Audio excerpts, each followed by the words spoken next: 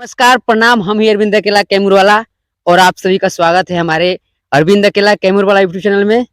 अभी अभी दोस्तों हम लोग घर से निकल चुके हैं, यानी कि बढ़ौना गांव से निकल चुके हैं और हम लोग जा रहे हैं कहाँ, कॉमेडी बनाने।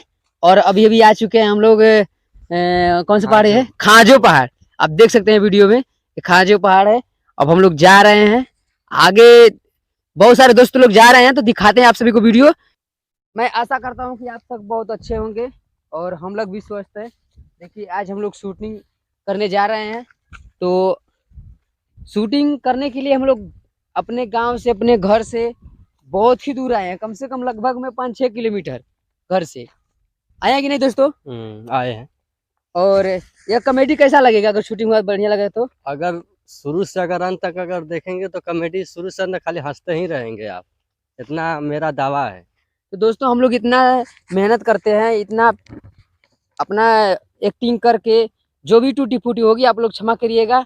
और हम लोग सोचते हैं कि अधिक से अधिक परिश्रम करके, अधिक से अधिक मेहनत करके अच्छा कॉमेडी बनाने का प्रयास करते हैं। फिर भी जब जब जब कोई भी नया काम करता है तो थोड़ा दिक्कत होती है, हमेशा दिक्कत होती है।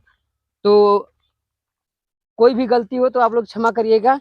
और मेरे सभी दोस्त हैं, देखिए अभी वहाँ पास में है, वहाँ क्या है, मंदिर।